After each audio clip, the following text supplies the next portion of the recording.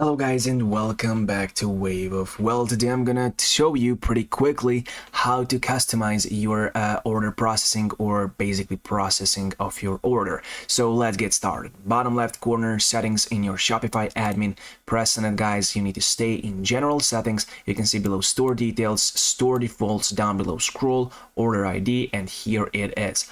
Order processing. If you want to learn more, just press on learn more. You will be redirected right there, so you do not need me to read this for you. For sure, right here, while the customer is checking out, require a confirmation step. Customers must review their order detail before purchasing. If you want that, just check this box right here. If you don't want that, guess what? Uncheck it.